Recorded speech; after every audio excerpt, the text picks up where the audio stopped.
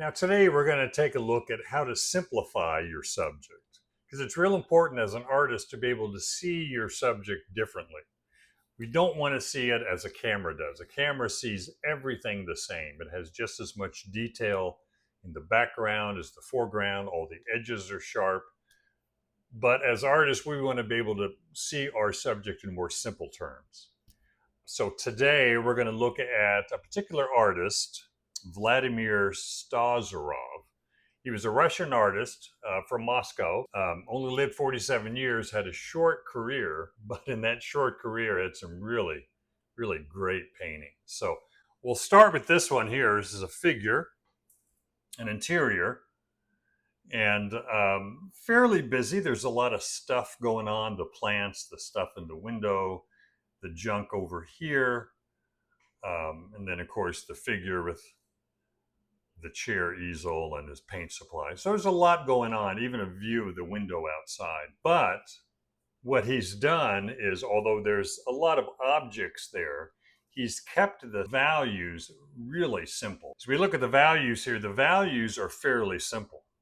He's got the lights of the outdoor snow, snow on the trees, snow on the canvas here, some light here, light on the ceiling. So there's a definite light value. Then everything else that's not in the direct light area that is darker, he's got about 2 or 3 values in shadow and maybe some halftone values, a little bit on the wall and on the floor. So he's got everything forced into about 3 or 4 different values. Now, again, he has a lot of little shapes, but all those little shapes are somewhat the same value. They're all somewhat the same 3 or 4 values, as opposed to seeing 7 to 10 to 12 different values, just copying one area of the room after another, coming up with different values. He's forcing everything into like a real dark, like he has in here. These objects, real dark, kind of a lighter dark on the walls, a little bit on the walls over here, some on the floor, and kind of a half tone in here, and then the lightest lights in there.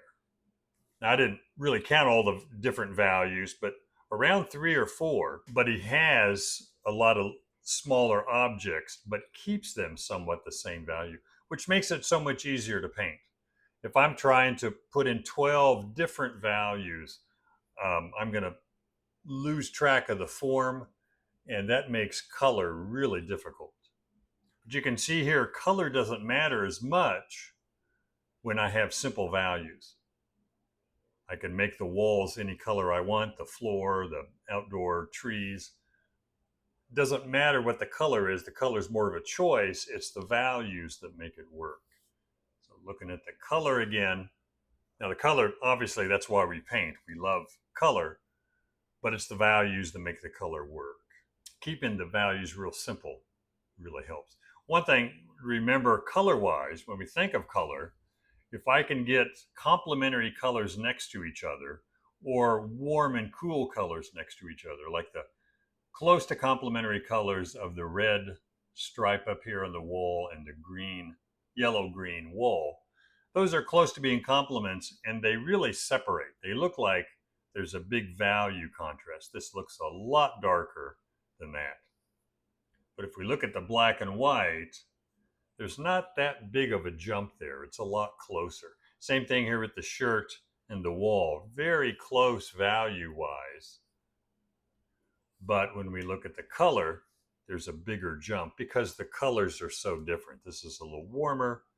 This is cooler. These two are almost complement. So there's a big color jump there, and that creates more separation. And you'll see that more in some of the landscapes that we're going to look at of his. Here's a still life. Did a lot of still lifes as well. And again, looks really busy, but he has bigger, simpler shapes where the values are, again, forced into 3 or 4 different values. But what he's done is, after simplifying the values and shapes, he's come in and broken up the color. Like on the tabletop here, there's a lot going on in that tabletop. There's green, there's violet, there's a red orange, a lot of different colors, but value-wise, it's very close. And it's getting those close values down first, then breaking it up that makes it a lot easier. Same thing with the wall back in here. He's got 2 or 3 real subtle value changes, a little bit of color change, but finding the one overall value here and on the tabletop, on the cloth, on the drapery, on the cloth, on the table, finding the one overall value that sets everything up is what's really important.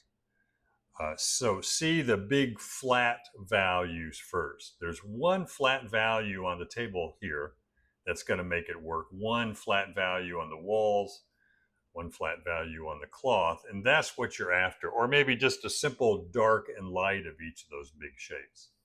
And if we look at the black and white here, again, that simplifies it. The tabletop now you can see just has about 3 values on it. He's got about 4 or 5 different colors, but you can add a lot of color as long as you don't change the value. Same thing with the wall here. It's got about 2 or 3 different values, but there's one big overall value that best separates those. And I pulled some of that together. So looking at the tabletop, this is the one value that creates the overall value of the tabletop. Same thing with the front of the table. This wall as opposed to that wall.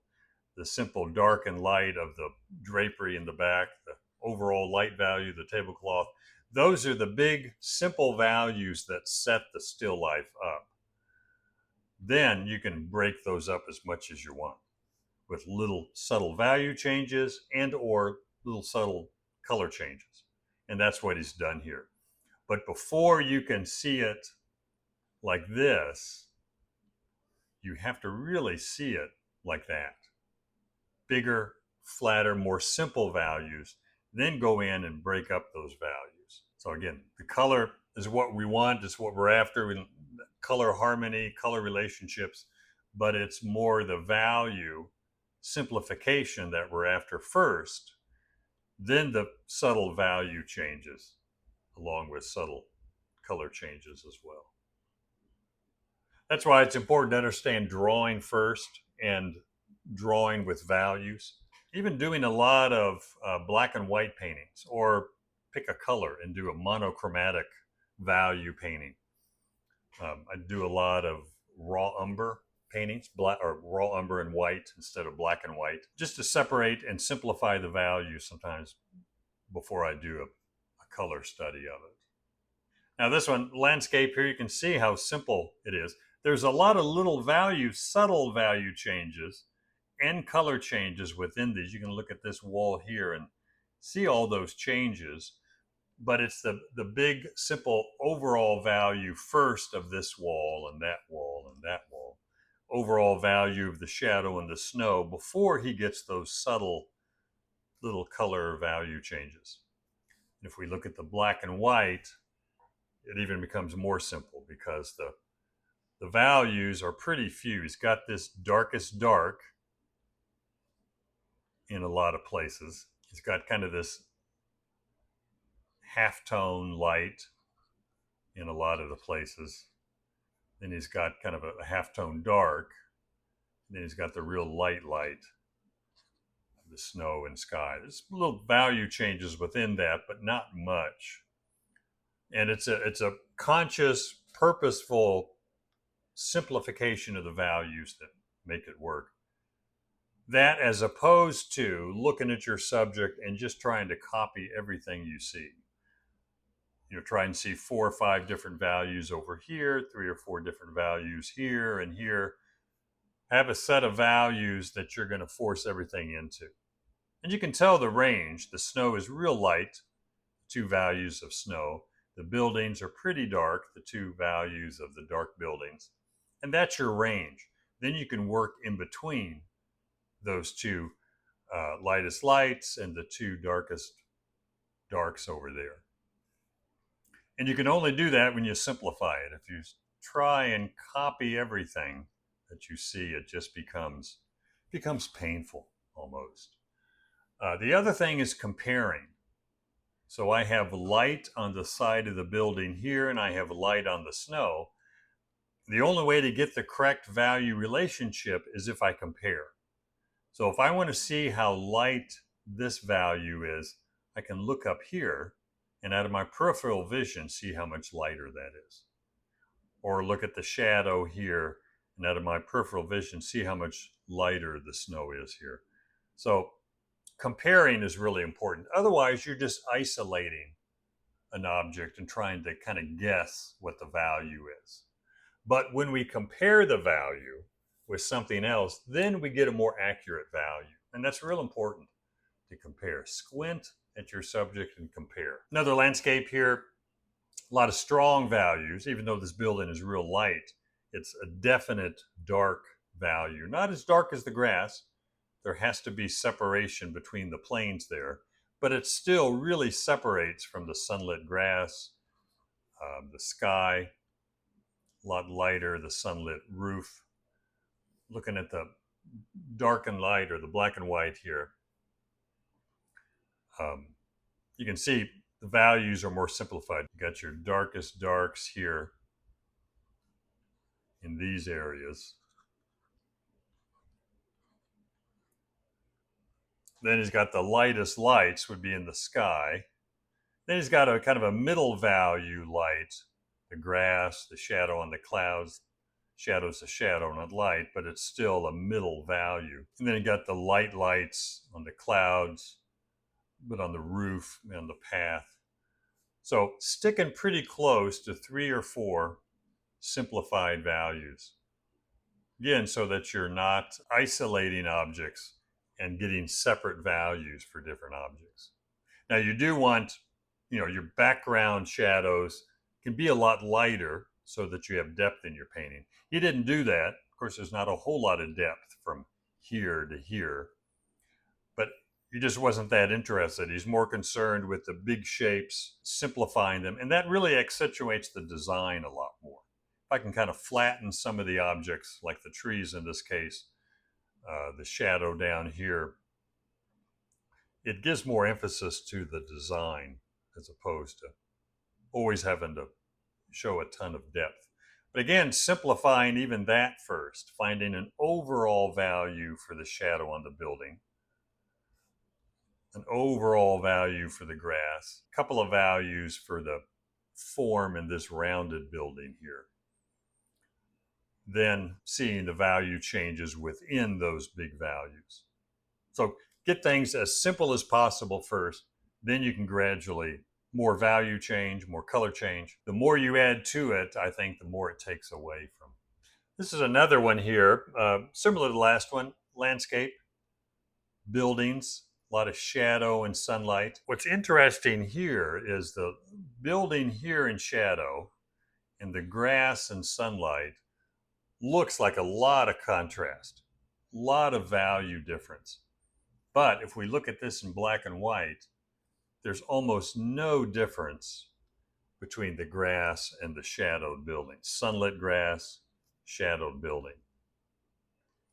And the reason is the contrast in this case is more in the color temperature. The strong, cool blue against the strong, warm yellow-green. They aren't complements, but they are really cool in the shadow and really warm in the grass. And that separation looks like a value change. So if I don't want to really create a lot of dark value change, because it's a white building in shadow and it's light grass, so technically there's not a lot of difference value-wise, but I want to show a difference because this is shadow and this is sunlight. So pushing that temperature contrast really, because value-wise, there's really no difference.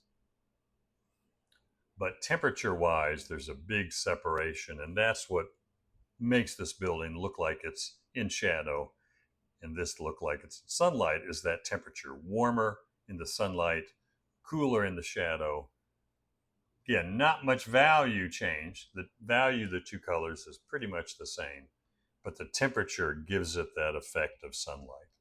So when you're wanting to create sunlight, you want two things. You want value contrast, strong dark against strong light, or temperature contrast, strong cool against strong warmth as well. It's always important to simplify, otherwise things get really hard. So hope that helps, and we will see you next time.